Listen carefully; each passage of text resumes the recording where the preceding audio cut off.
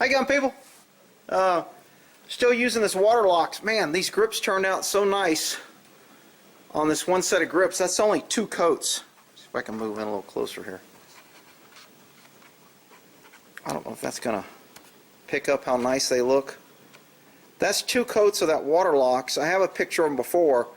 Now, none of these grips are done. I'm going to slide in a picture of all these on the gun so you know what they look like before.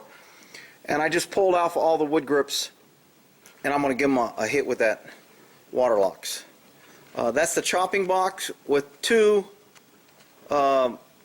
hits of Waterlox, and then this little box over here had 2 also. So this will be its 3rd one. That'll be the 3rd one. This will be the 3rd coat on this one, and then all these grips and off my Thompson and my 45 pistol, this will be the 1st coat on them.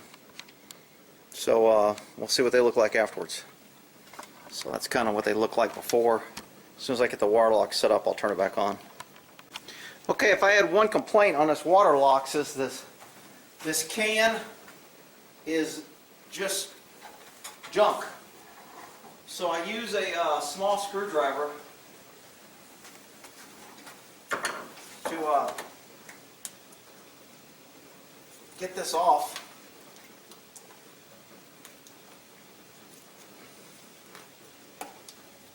Got to push down the cap to remove it, and then I put that metal thing back in there each time to keep the oxygen out, make it last longer.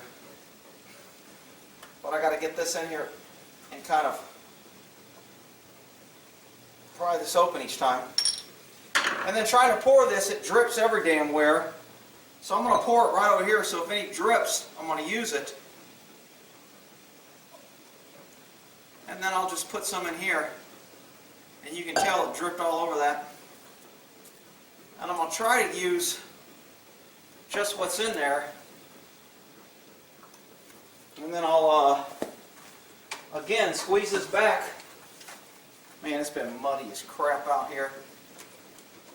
I'm going to squeeze this can to make the liquid come to the top so there's less oxygen.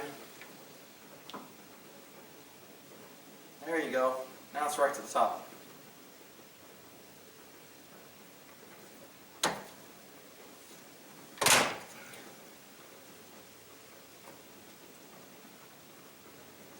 And getting this little lid on here after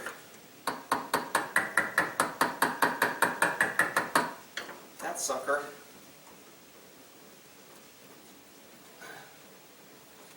And then I still have a little bit on top here that I'm just going to drip off there, so I can go ahead and just rub this in and put, this is the 3rd coat on here,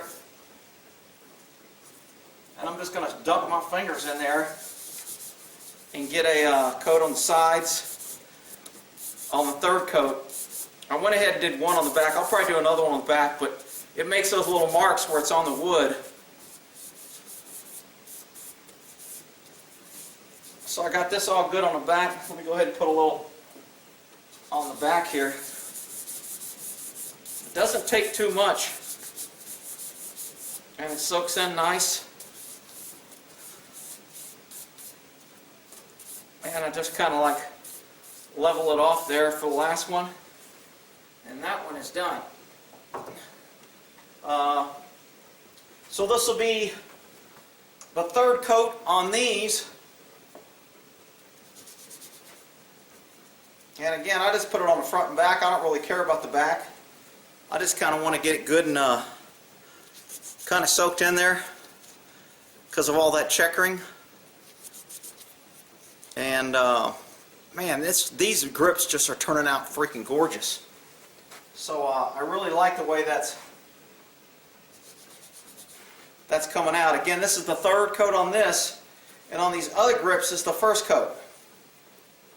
And because it's been raining and kind of, it's not drying, it's taking forever for all this to dry. And we're going to put a 1st coat on this foreign grip of the This is on the Thompson 45, little submachine, the old. And I just rub that on there, and it will just go ahead and soak on in. And then I put these little wires up here earlier to hang these. So hopefully I won't hit my head. I know I'm going to hit my head several times before the end of this. So people will be, I knew you were going to hit your head. So again, I'm putting first coat Waterlox. I was pretty impressed with the way this turned out. And I'll give you a tip: if you use this, because it's kind of expensive and it's wasteful, and you don't want to leave this open so it dries. If I have any left in here, I always have a little wood thing sitting around that I'm ready to do, like my handles on my the tools that I use on the lathe. So that's right there. So I'm going to go ahead and put this one up here.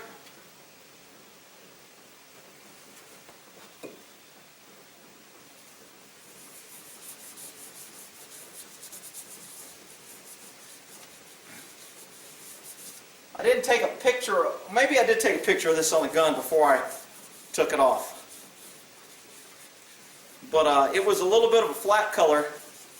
And again, this is going to give a good water vapor protection. Even on this bare wood back here.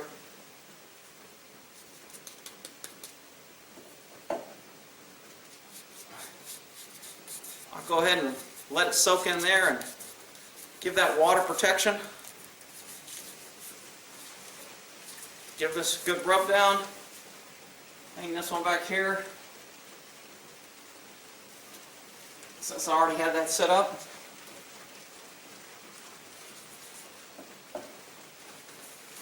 Got this one. Again, if you get all your things ready when you do it on the first one,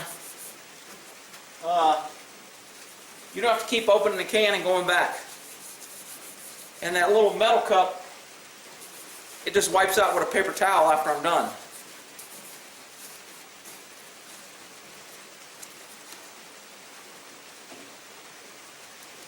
Now, if you watch the Waterlox things on there, they show you using a brush, putting it on with a brush. On these small things, I think just hand rubbing it does fine. Someone else may disagree. Alright, got those done. Now I'll do my little grips. First coat.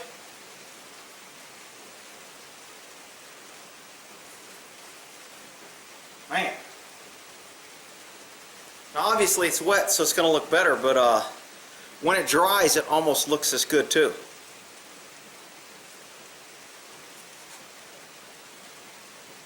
So this is not done. Done.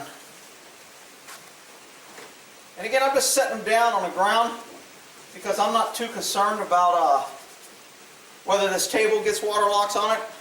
I've just been smearing in what I'm spilling, and I'm just concerned that I get a good even layer of Waterlox on these.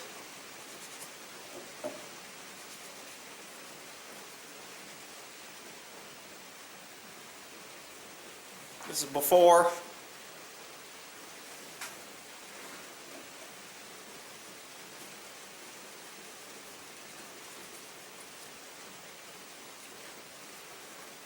After. Let that one dry in. The back side before.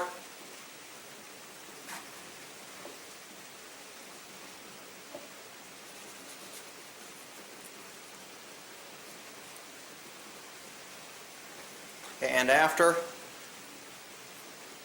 And that's all basically what I'm doing with these grips. I pulled them off. I think these came off my Les Baer. Les Baer makes really aggressive grips. So this is going to smooth it out a little bit, which I like. I'm not a big aggressive sticky grip guy on my guns to where I'm shooting in mud all the time. I'm totally okay with non-aggressive grips.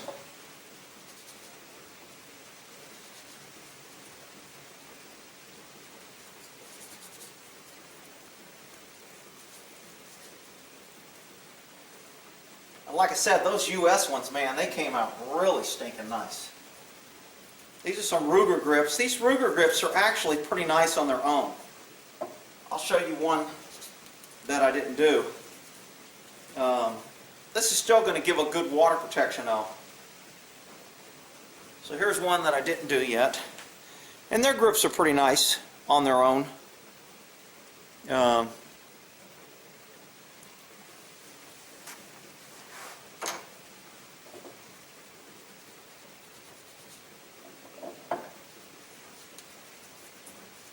That Ruger 1911, don't underestimate. I'm not a big, huge Ruger fan. Damn! Put a hole in my glove. Freaking Ruger. Now I'm not a big fan at all of them.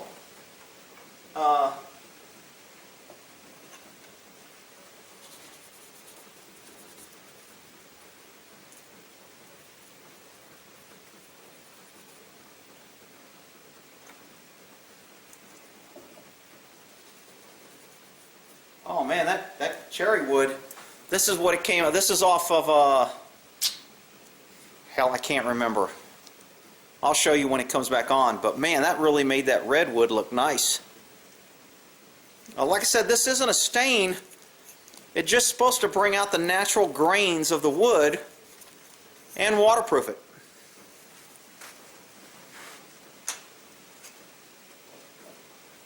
I put too much in here. I gotta find a bunch of things to put Waterlox on. I don't like to waste this.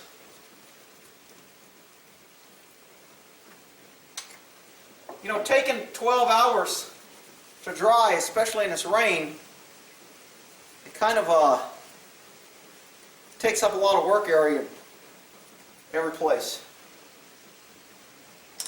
Now these are my Kimber grips, which they're pretty dark. So I don't know what it's going to do to these. But I do know it's going to waterproof them.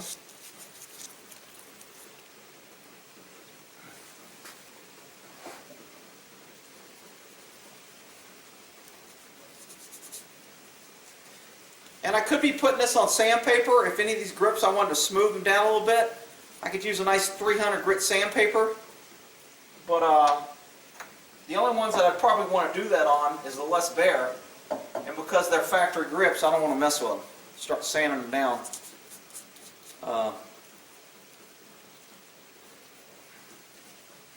Alright. So that's the that greenish color. I've got these on a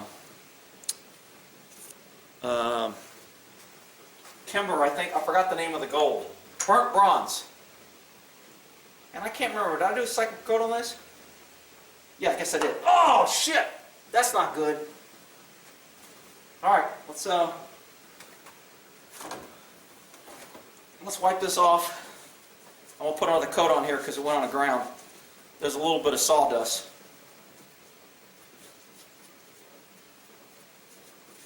But even when it's wiped off, it's still pretty nice.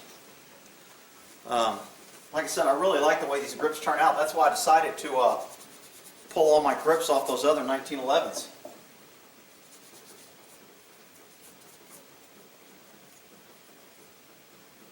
Alright. I'm going to go ahead and put another coat on this sucker.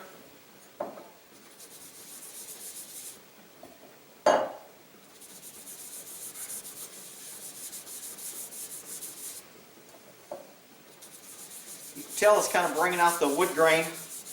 I don't know if you remember what it looked like at the start.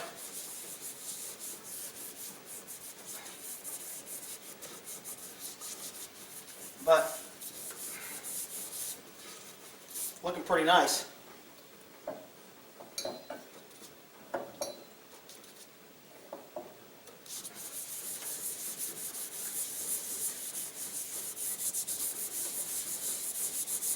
So, like I said, man, those grips, I think the color just turned out freaking gorgeous.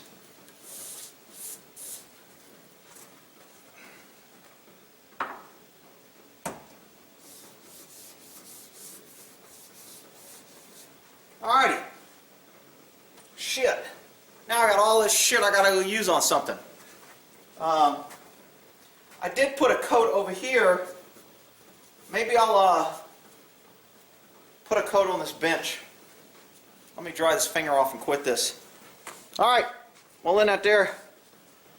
How the hell do I stop this thing? Okay, so all the grips are kind of done. Bring it over here so you can kind of see what they look like. They're drying, soaking in. Those two things are done. The stocks are drying. And first coat, a lot of times it just absorbs in, and once it dries, it almost can't tell too much. But the second coat, man, really does a nice, I don't know if you remember that cutting board, doesn't look that dark on my little screen that I'm looking at, but it was a lot lighter. And so was this. The middle part was almost as light as the side.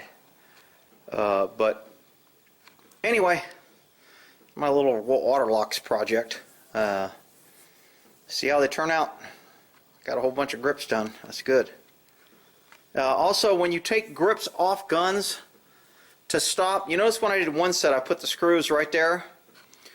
If you do multiple sets or even one set, put your screws back into your gun, and that way your screws stay the same. So on all these that I took off, make sure I'm in camera here. When I took the bottom off, I put the screw back in the bottom. When I took the top off, I put the screw back in the top. Same thing, top and bottom on all these guns. Because I have so many guns, I don't want the screws getting mixed up. Some are flat, and some screws are a little bit longer, some of these are longer, so you want to kind of, and this has got to be obviously cleaned up, sitting out here in sawdust. I'll probably bring this in and clean it up while I'm waiting for these to dry. This thing's upside down, it's driving me nuts. There we go. So, and this is a little Springfield was Champion. I think it's unloaded. Yeah, it's unloaded. Here, let me try this. Ooh, okay. Man, I thought I was going to go bang. Oh, shut up, you big crybaby. All right, so that's the Waterlox project. Moki just came out to say howdy. Moki, what are you doing? Say hi to YouTubies. Moki Moke. Damn, I'm eating. Shut up. All right, well, in that there.